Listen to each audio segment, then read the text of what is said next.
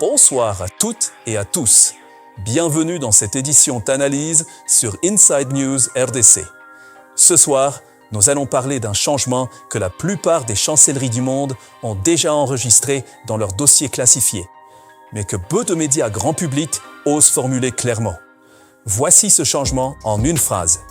La suprématie militaire américaine sur les océans du monde n'est plus un fait avéré. Pas une prétention sans fondement, pas une prétention ridicule, mais une prétention qui, pour la première fois depuis 1945, est contestée sur des faits, par des systèmes d'armes opérationnels dans les mains de plusieurs nations simultanément. Ce n'est pas une guerre déclarée, c'est quelque chose de plus profond et de plus durable, d'une révolution silencieuse dans l'équilibre militaire mondial. En ce moment même, pendant que vous regardez cette émission, les tensions dans le détroit d'Ormuz ou en mer de Chine méridionale ne sont pas de simples escarmouches. Ce sont les tests grandeur mature d'une nouvelle réalité. Derrière les communiqués officiels qui rassurent sur la puissance intacte des flottes occidentales, les simulations du Pentagone elles-mêmes reconnaissent des scénarios de pertes significatives. Ce soir, nous allons mettre toutes les cartes sur la table. Nous allons décortiquer comment le monde a appris à défier l'inviolable.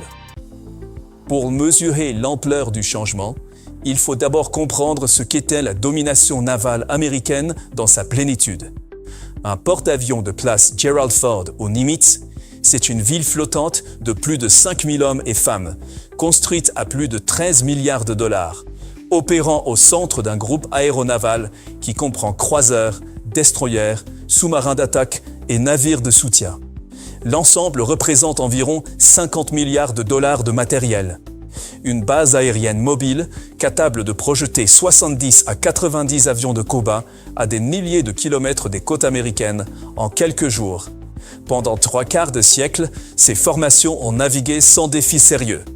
Quand Washington voulait signifier qu'une ligne rouge avait été franchie, il n'envoyait pas un discours à l'ONU en premier. Il envoyait un groupe aéronaval. La crise de Taïwan de 1996, 2 groupes aéronavals.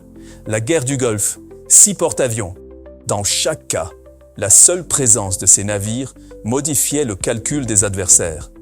Ce modèle reposait sur un présupposé jamais formulé explicitement, mais profondément ancré dans la doctrine américaine. Aucun adversaire ne possédait les systèmes nécessaires pour menacer ces formations de manière crédible. Ce présupposé a été vrai. Il ne l'est plus. Et comprendre pourquoi demande d'examiner un par un les acteurs qui ont investi pour le rendre faux. Car cette vulnérabilité nouvelle ne tombe pas du ciel. Elle est le résultat d'une stratégie délibérée, orchestrée depuis Pékin, qui nous amène directement au cœur de la contestation systémique. Tout commence à Pékin, à la fin des années 1990. Les stratèges chinois tirent une leçon simple et radicale de la crise de Taïwan de 1996, quand 2 groupes aéronavals américains ont navigué dans le détroit et que la marine chinoise n'a pas pu s'y opposer. Il est inutile d'essayer de copier le modèle américain navire par navire. La vraie stratégie, c'est d'identifier le centre de gravité de la puissance américaine dans le Pacifique et de consacrer 20 ans à développer les systèmes spécifiquement conçus pour le détruire. Cette approche, les stratèges militaires l'appellent la stratégie anti-accès et de déni de zone, A2AD. Le principe est d'une clarté chirurgicale. Si vous ne pouvez pas projeter la puissance comme les États-Unis, alors faites en sorte que les États-Unis ne puissent pas projeter leur puissance dans votre région. Le premier résultat de cette doctrine, ce sont les missiles. Le DF-21D, surnommé par les analystes occidentaux le tueur de porte-avions, atteint plus de 1500 km. Le DF-26 frappe à près de 4000 km, plaçant un porte-avions en danger bien avant qu'il n'approche des côtes chinoises. Et au sommet, les missiles hypersoniques, capables de voler à plus de 5 fois la vitesse du son sur des trajectoires imprévisibles, conçus précisément pour saturer et dépasser les systèmes antimissiles américains. Le second résultat, c'est la flotte. En moins de 15 ans, la Chine a construit plus de navires de guerre que certaines nations européennes n'en possèdent dans l'intégralité de leur flotte active. Des destroyers modernes, des frégates, des corvettes, équipés de systèmes de lancement vertical portant des dizaines de missiles. Quand 40 de ces navires opèrent en formation coordonnée, appuyés par des avions basés à terre, des sous-marins, des drones et des batteries de missiles côtières, ils ne forment pas un défi. Ils forment un piège. Et ce n'est pas de la théorie, c'est ce que reconnaissent explicitement les simulations de guerre classifiées du Pentagone lui-même. Dans une large majorité de scénarios de conflits dans le Pacifique occidental, les forces américaines subissent des pertes significatives dès les premières heures. Mais cette arithmétique de la saturation ne concerne pas que la Chine. Elle révèle une vulnérabilité mathématique que même la légende du Kibini ne suffit plus à masquer. La question n'est pas de savoir si le groupe aéronaval américain peut se défendre. Il le peut. Les croiseurs et destroyers équipés du système Aegis peuvent pister et engager des centaines de cibles simultanément. Les intercepteurs standards de la marine ont démontré leur efficacité dans de multiples configurations. Ces capacités sont réelles. La question porte sur une autre arithmétique, celle de la saturation. Si 40 navires chinois lancent simultanément un nombre modeste de missiles chacun, le groupe aéronaval fait face à des centaines de projectiles entrants, de directions multiples à des altitudes variables. Ajoutez les missiles hypersoniques aux trajectoires évolutives. Ajoutez les torpilles sous-marines. Ajoutez des systèmes de guerre électronique. Dans ce scénario, le groupe aéronaval peut intercepter 80, 85, voire 90% des projectiles. Mais la marge d'erreur pour un porte-avions est proche de zéro. Un ou deux missiles atteignant leur cible peuvent neutraliser le pont d'envol et transformer 15 milliards de dollars en cible flottante. C'est précisément sur la guerre électronique que la propagande et la réalité se croisent de manière révélatrice. En avril 2014, un Su-24 russe effectue 12 passages à très basse altitude au-dessus du destroyer américain USS Donald Cook en mer Noire pendant 90 minutes. L'incident est réel, documenté, confirmé par le Pentagone. Mais dans les jours qui suivent, les médias d'État russes diffusent une version selon laquelle le chasseur aurait activé un système de guerre électronique appelé Kibini, neutralisant l'intégralité du système Aegis du destroyer. Cette histoire est un montage. Le fabricant du Kibini lui-même a confirmé que ce système n'est pas installé sur les Su-24. Le Pentagone a déclaré que l'incident s'est terminé sans impact opérationnel. C'est une opération de désinformation documentée. Mais voici ce qu'elle révèle au-delà de la propagande. Que la guerre électronique est devenue un terrain de compétition stratégique réel. Que la perception d'une vulnérabilité peut avoir des effets politiques concrets. Et qu'en 2025, avec le Zircon et les sous-marins Yassem, la Russie n'a plus besoin d'inventer des légendes. Elle a construit la réalité. Et cette réalité russe n'est qu'une facette d'un mouvement mondial où la contestation de la suprématie navale américaine s'est démocratisée. Il serait commode de limiter cette analyse aux deux grandes puissances. Ce serait intellectuellement malhonnête. Parce que la contestation de la suprématie navale américaine n'est plus le privilège des superpuissances. Elle s'est diffusée. Et elle prend des formes radicalement différentes selon les acteurs. La marine russe a longtemps été considérée comme l'ombre affaiblie de la flotte soviétique. Cette lecture est désormais dépassée. Depuis plusieurs années, Moscou investit massivement dans ce que les stratèges militaires appellent un portefeuille hypersonique sans équivalent opérationnel en Occident. Le missile Zircon, entré en production en série en 2024, selon les déclarations des autorités russes de défense, est un missile de croisière anti-navire capable de voler à plus de Mach 9. Son système de propulsion par scramjet génère un nuage de plasma en vol qui absorbe les fréquences radar, le rendant extrêmement difficile à détecter. En juin 2024, le sous-marin nucléaire d'attaque russe Kazan effectuait une escale à La Havane, Cuba. Non pas une provocation symbolique, mais une démonstration de capacité de projection sous-marine à quelques heures des côtes américaines.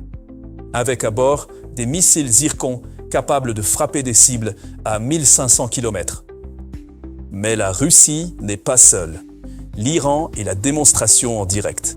Ce qui se passe en ce moment dans le détroit d'Ormuz est une validation empirique de tout ce que nous décrivons ce soir. Pendant des années, Téhéran a construit une architecture anti-accès centrée sur les mines, les sous-marins légers, les missiles anti-navires balistiques et de croisière, les essaims de vedettes rapides et les drones kamikazes. Une fraction de ce potentiel, déployé par les Houthis yéménites en 2023 et 2024, a suffi pour que le seul destroyer USS Kearney engage 51 confrontations en 7 mois. Ce ne sont pas des chiffres abstraits, c'est l'usure de l'arsenal. L'Inde n'est pas un adversaire des États-Unis, mais l'Inde est une puissance qui délibérément et méthodiquement se dote d'une capacité à dénier l'accès à l'océan Indien à n'importe quelle flotte. En juillet 2025, le DRDO indien a réussi les essais de l'HSTDV, un missile de croisière hypersonique capable de voler à Mach 8. La Turquie est membre de l'OTAN et depuis plusieurs années, Ankara construit quelque chose de fondamentalement nouveau. En novembre 2024, le drone de combat Bayraktar TB3 est devenu le premier aéronef à décollage et atterrissage autonome d'un navire à pont court. La Turquie est devenue, factuellement, la première nation à opérer un drone armé à voilure fixe de manière routinière depuis un navire de surface. Parmi les alliés formels des États-Unis, la France occupe une position singulière. En 2023, la France réussissait le premier essai du planeur hypersonique VMAX. Et à l'horizon 2035, le missile nucléaire ASN-4G entrera au service. Selon les propres déclarations françaises, la France sera la seule puissance européenne à posséder une capacité hypersonique nucléaire autonome. Ce n'est plus seulement une alliée protégée par le parapluie américain. C'est une puissance qui passe sa propre trajectoire stratégique. Mais derrière ces équations techniques, il y a un aspect systématiquement évacué des analyses. Et cette omission est en elle-même révélatrice. Derrière chaque équation de saturation, derrière chaque pourcentage d'interception, il y a des hommes et des femmes. Plus de 5000 par porte-avions. Des marins, des pilotes, des ingénieurs, des médecins, des cuisiniers. Chacun avec une famille qui attend. La perte d'un porte-avions américain ne serait pas seulement le plus grand désastre naval américain depuis la Seconde Guerre mondiale sur le plan militaire. Ce serait un choc national d'une ampleur difficile à mesurer. Des milliers de morts en quelques minutes, dans un conflit que l'opinion publique n'aurait pas vu venir, pour défendre des intérêts géographiquement lointains. Et ce calcul humain, Washington le connaît, Pékin le connaît, Téhéran le connaît. C'est précisément pourquoi il entre dans la stratégie de dissuasion de chacun de ces acteurs. La stratégie iranienne, en ce moment même dans le détroit d'Ormuz, ne vise pas à couler un porte-avions américain. Elle vise à rendre le coût de la présence américaine suffisamment élevé pour que cette présence soit politiquement insoutenable à Washington. C'est la leçon du Vietnam. C'est la leçon de la Somalie. Les adversaires de la puissance américaine n'ont pas besoin de gagner militairement. Ils ont besoin de rendre la victoire trop chère pour être acceptés démocratiquement. Ce que les théoriciens des relations internationales appellent le dilemme de sécurité prend ici une forme particulièrement dangereuse. Quand plusieurs nations simultanément développent des systèmes conçus pour neutraliser les groupes aéronavals américains, Washington a deux réponses possibles. Soit la retenue stratégique, soit la surenchère technologique et doctrinale. Les deux risquent de mener au même résultat, une compression des marges de manœuvre diplomatiques. Les délais de décision se sont dramatiquement réduits. Un missile Zircon à Mach 9 parcourant 1000 km laisse au commandant environ 6 minutes pour réagir. Un missile hypersonique indien à Mach 10 ne laisse pas le temps d'une consultation téléphonique entre Washington et New Delhi. Les systèmes automatisés de défense prennent des décisions à des vitesses qui dépassent la capacité humaine de vérification. Dans cet environnement, une erreur de classification peut déclencher une réponse qui déclenche une contre-réponse qui déclenche quelque chose que personne ne voulait. L'analogie la plus honnête pour comprendre ce moment n'est pas la guerre froide, où deux blocs clairement définis avaient des mécanismes de crise établis. C'est l'Europe de 1914.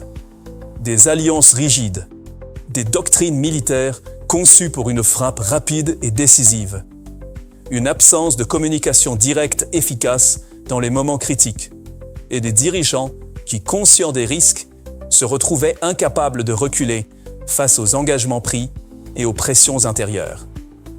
Aucun chef d'État européen ne voulait la guerre mondiale de 1914. Ils l'ont quand même faite.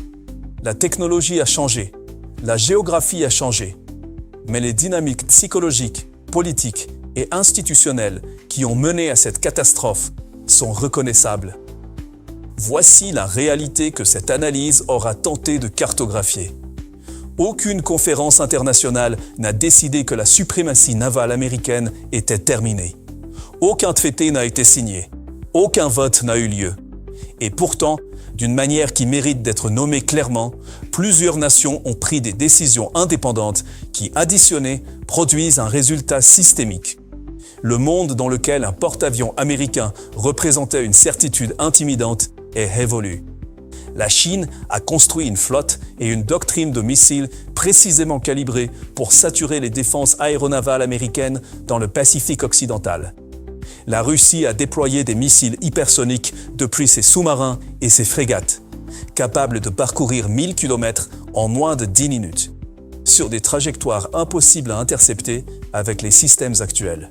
L'Iran a construit une architecture de déni d'accès autour du détroit le plus stratégique du monde. Et en ce moment même, cette architecture est en cours de démonstration opérationnelle. L'Inde s'est dotée d'une capacité hypersonique anti-navire à Mach 8 et Mach 10. La Turquie a résolu le problème du porte-avions abordable en opérant des drones armés depuis une plateforme à ski jump. Et la France, puissance nucléaire indépendante au sein même de l'OTAN, développe un missile hypersonique nucléaire qui n'aura de compte à rendre qu'à Paris. Ces développements n'ont pas tous la même valeur militaire intrinsèque. Les capacités russes sont plus matures que les capacités indiennes. Les capacités chinoises sont plus intégrées doctrinalement que les capacités turques. Mais le message collectif est impossible à ignorer. La suprématie navale n'est plus le monopole d'une nation. Elle est contestée, elle est disputée. Et la contestation est menée par des acteurs ayant des intérêts, des doctrines et des géographies profondément différents. Ce qui rend toute réponse américaine uniforme, structurellement insuffisante. Ce que cette réalité révèle au fond n'est pas seulement militaire. Elle révèle une crise de l'imagination stratégique. Les 2 dernières décennies ont vu des investissements considérables dans les systèmes d'armes. Elles ont vu des investissements proportionnellement bien plus faibles dans les mécanismes pour éviter que ces systèmes ne soient jamais utilisés. Les lignes de communication de crise entre Washington et Pékin sont notoirement insuffisantes comparées à ce qui existait entre Washington et Moscou au plus fort de la guerre froide. Ce qu'il faut retenir de cette analyse, c'est une distinction fondamentale qui est rarement faite dans le débat public. Constater que la suprématie navale américaine est contestée n'est pas une position anti-américaine. C'est une position factuelle. Et nier cette réalité par conviction idéologique ou par confort politique n'est pas une force. C'est une vulnérabilité. De même, l'émergence de capacités militaires dans des pays comme l'Inde ou la France n'est pas une menace en elle-même. C'est la conséquence logique d'un monde multipolaire où les nations cherchent à garantir leur souveraineté stratégique. Le vrai danger n'est pas la puissance des autres, c'est l'absence de règles partagées pour la gérer. Pour la RDC et pour l'Afrique, ce basculement n'est pas anodin. Dans un monde unipolaire, la souveraineté se négociait souvent avec une seule capitale. Dans un monde multipolaire où la puissance est contestée, les marges de manœuvre s'ouvrent, mais les risques de devenir un terrain d'affrontement par procuration augmentent. La question n'est pas de savoir qui dominera les océans. La question est de savoir comment nous, Congolais, Pouvons garantir que cette compétition ne se translate pas en ingérence sur nos ressources ou en instabilité sur notre continent? Peut-on construire une architecture de sécurité globale adaptée à un monde où 5, 6 ou 7 nations possèdent des armes hypersoniques capables de menacer les groupes aéronavals? Peut-on avoir des conversations sérieuses sur la stabilité nucléaire entre des acteurs dont certains ne se parlent pas ou se parlent seulement sous pression de crise? Et peut-on accepter collectivement que les certitudes militaires du XXe siècle sont des fossiles stratégiques qui ne correspondent plus au monde réel de 2026? Ces questions n'ont pas de réponse simple, mais les ignorer est la décision la plus coûteuse de toutes. Merci de votre attention rigoureuse et de continuer à exiger des analyses qui vont au fond des choses. Continuez à poser des questions, continuez à croiser les sources et n'acceptez jamais comme suffisant un récit qui n'a pas été confronté aux faits. Que la lucidité éclaire ceux qui ont le pouvoir d'agir et que la vérité reste l'arme de ceux qui n'ont que les mots. C'était Andy. À très vite pour décrypter l'indécryptable.